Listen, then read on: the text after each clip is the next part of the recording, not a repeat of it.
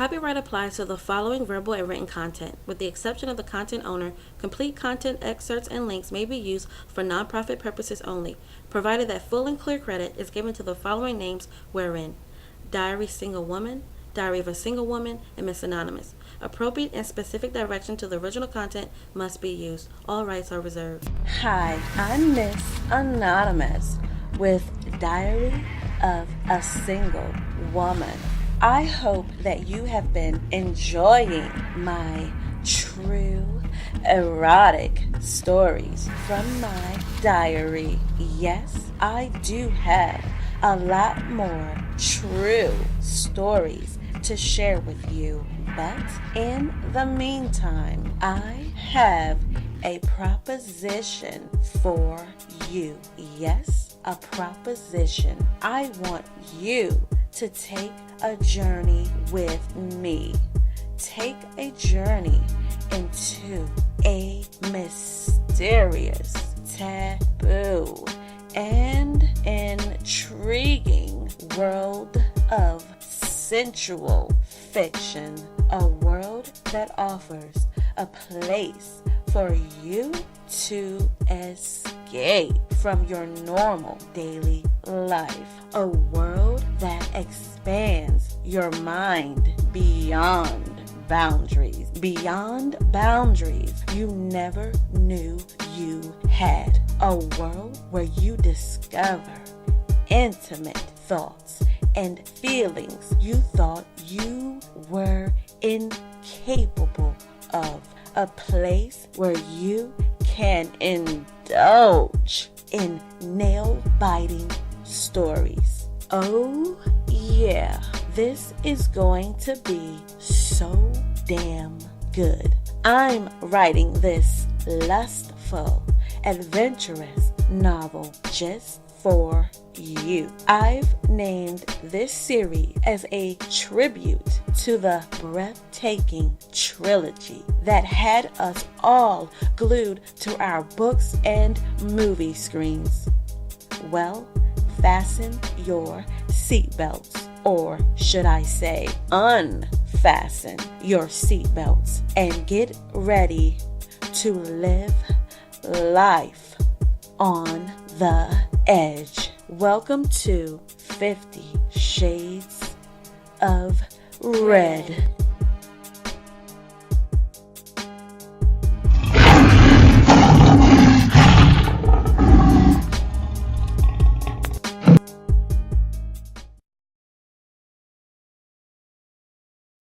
Chapter 5, Part 1. "I will have the Chardonnay," I said to the waitress as she removed my half-eaten lemon cream brulee. I felt kind of bad that I had eaten so little. I mean, initially the champagne and tequila had me starving, but by the time the third course was served, I was full. To my surprise, my conversation with Zara throughout the dinner had been pleasant. Zara explained that she had met Dominic when they were in college, and they had remained good friends ever since. In fact, she knew Ethan by way of Dominic, explaining that those two were known innovators, business-focused guys who also knew how to have a good time whenever they needed to blow off some steam. Well, Zara was right about that. Looking at this unique event, they surely know how to have unique fun. I had so many questions about what I saw happen between Zara and Dominic, but I felt uncomfortable bringing it up during dinner. I will just talk to Ethan about it when we leave the event tonight. "If you would excuse me, I'm going to the ladies' room." All the liquid I had been drinking had finally caught up with me.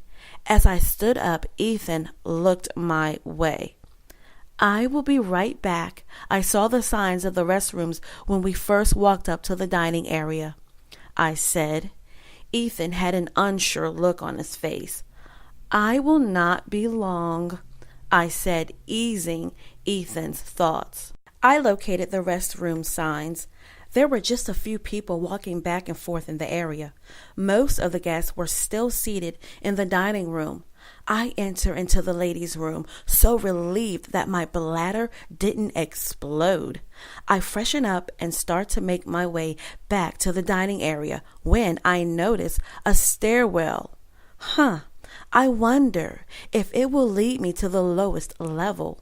I take a quick look around, and the coast was clear. I enter into the stairwell and start going down the flight of stairs. I arrive at the bottom level and crack the door open, just enough for me to see. I didn't see anyone, but I could hear people talking. "Can you rub this oil on my back? Mallory is busy setting up the massage tables. Put a lot on me. I really want to sell out of this product tonight," a female voice said. "The older ones are going to love you, Scott. Damn, you got erect in no time. That new ointment will put Viagra out of business," another female voice said. "What the hell?" I quietly mumbled. "Mark, can you help me move the electric rocking chairs into room 5? We need to plug them in so they can continue charging throughout the night as couples test them out," a male voice said. "We have 20 minutes before guests start arriving. Finalize your rooms. Everything and everyone must be in place by then," a lady announced loudly. I hear footsteps getting closer to the door. I gently close it shut, turn around, and tiptoe back up the flight of stairs, thinking, what have I gotten myself into? I pass the restrooms again and make my way back to my seat. I guess a lot of ladies had the same idea. The restroom was packed, I lied. I had to account for the amount of time I had been gone. Zara comments, "Well, I had better go and freshen up then, before it's time to move on to the last event." Zara stands up as Ethan and Dominic mention they should probably go to the restroom now too, as this would be the optimal time. With all three gone, I take another sip of my Chardonnay and started people watching. Everyone attending looked so elegant. They looked well-to-do and sophisticated. There were a variety of age ranges, maybe from mid-20s to late 60s. Ethan and Dominic arrived back to the table. Men never have to go through as much as women in the bathroom. "Our nameplates are on their way out. You have to wear your nameplate at all times for the last event," Ethan said to me. That's interesting, I thought. Nameplates? At this point, nothing else would surprise me. Zara made her way back to her seat. "Is it time?" she said to Dominic. "Yes, they are bringing our nameplates out," Dominic replied. The MC approaches center front. "Ladies and gentlemen, I hope you enjoyed your lovely dinner. We are now moving on to the final part of the night. Many of you are aware of our protocol for the next event. However, along with your nameplates, you will find a reminder sheet with the event protocol for tonight. Remember, 50% of all proceeds will go to our Women on the Move charity. So don't be shy or frugal tonight. This is all for a good cause." The hostess placed my nameplate and the protocol paper in front of me onto the table. My brass nameplate read, "Miss Keeva Jamerson, 12th Annual Women on the Move event," with "red" in parentheses. I anxiously grabbed the protocol paper. Protocol Reminder 1. Employees will always address you by your title and surname. 2. No more than 15 minutes is allowed at a station activity room. 3. You may request to end an occurrence at any time by notifying the station employee. 4. Both parties must sign the designated mate exchange consent form for each station that the party or parties choose to exchange out their mate. 5. All monies from purchases will be collected from the on-file identified credit card or bank account for your party within 24 hours of the event ending. And an occurrence? Exchange out your mate? What credit card or bank account? I whispered to myself. Keeva, put on your nameplate. It's time to go to the lower level, Ethan said. I took a deep swallow, then pinned my nameplate to my dress. Everyone from our table started making their way to the marble staircase and elevators. Following Ethan into the crowd, he grabbed my hand as we squeezed ourselves in with a group of people on the elevator. The doors closed. A few gave off soft laughters of joy as the elevator moved downwards. The elevator finally stops and the doors open. Ethan and I were one of the first people to exit the elevator. The same sensual type of instrumental music that I heard in the Red Lounge was playing all throughout. Before we explore, I need to stop by the invitational station to place an order, Ethan said. We entered into one of the rooms. Hello, Mr. Bowman and Miss Jamerson. How may I assist? A lady inquired. I would like to place an order for the all-inclusive red bundle. Would you like the 1, 3, or 6-month supply? Ethan turns his head to glance at me, then turns back to the station employee and says, let's start with the 1-month supply. Okay, please enter your ID number on the touch screen. If your mailing address and club membership information is correct, press confirm. Ethan presses confirm. Thank you, Mr. Bowman. Your package will arrive before 6 p.m. tomorrow. Is there anything else I can assist you with? No, that's it for now, thank you. You're quite welcome. Enjoy the rest of your night. I'm here if you think of anything else. Ethan and I turn away and begin to walk out. So, what is the all-inclusive red bundle about? I inquired. Oh, it's a collection of invitations and other similar things I like to keep on hand as president of the Red membership chapter. Oh, I see. Well, how come you never told me that you were the president of this Red chapter? And what kind of membership club is this exactly? You never really went into detail. As we turn the corner, Ethan replies, Trust me, I will explain everything to you tomorrow. We slow down to stand behind a couple who are entering into a room. As we enter, a male employee standing to the side of the entrance says, Ladies and gentlemen, we have reached full capacity. Doors are now closing. Thank you for choosing this station and enjoy. The doors close. In the front of the room is a small stage. It was built just big enough to fit the room. No more than 2. Well, maybe 3 people could fit on there max. Out walks a man. Welcome, everyone. I would like to introduce you to our new state-of-the-art, his and hers Pleasure Me dildo. He retrieves a box from a display table that was on the stage. He opens the box and pulls out an item that was wrapped in black bubble wrap.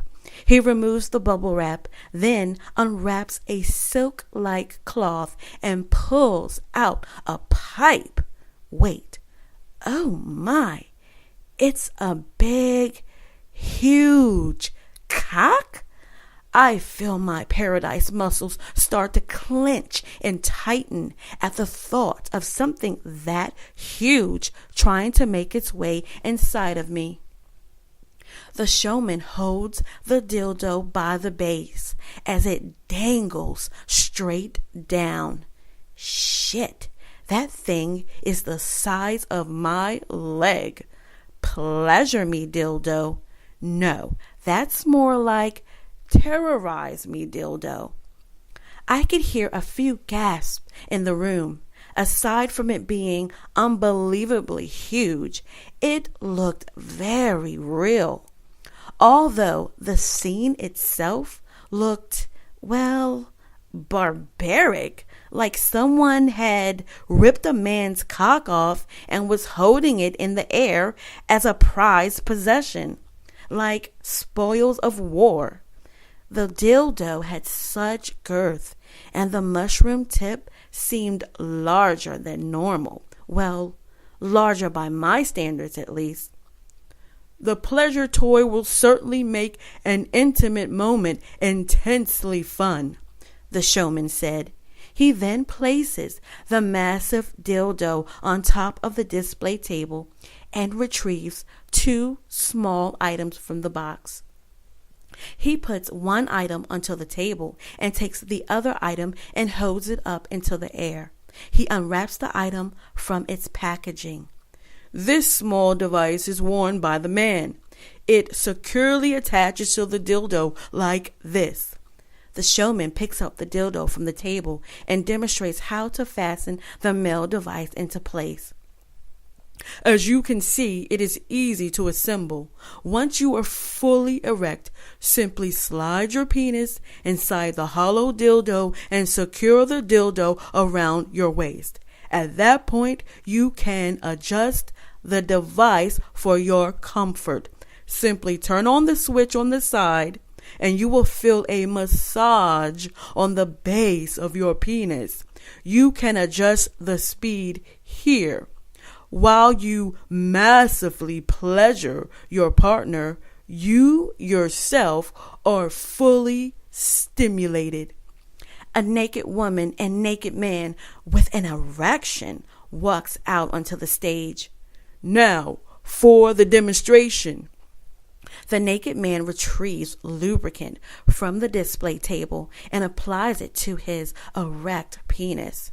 The showman hands the dildo over to the naked man, who then adjusts the dildo until his lubricated penis is fully inserted inside. He then rubs lubricant all over the dildo, then places the lubricant tube back onto the display table. He presses the dildo switch on the side, starting stimulating the base of his penis. He gestures for the naked woman to approach the display table. He bends her over, then with her upper body flat onto the tabletop, her lower body extended beyond the table edge. Her ass is perfectly round with her paradise lips plump and clean shaven. The man uses his fingers to gently separate her paradise lips and slowly slides the tip of the massive dildo just beyond the entrance of her paradise walls. He then slowly retrieves back, then slowly re-enters the huge mushroom tip again. He continues to slowly inch the dildo in further with each in and out stroke. The woman makes a sound, "Ow," as her face begins to turn bright red and her jaws start to clench tight, taking in the massive dildo. As the man attempts to go in deeper, he slightly tilts his head back with pleasure as the base of his erect penis feels the constant erotic massage of the device. His butt muscles tight as he indulges in pleasurable strokes.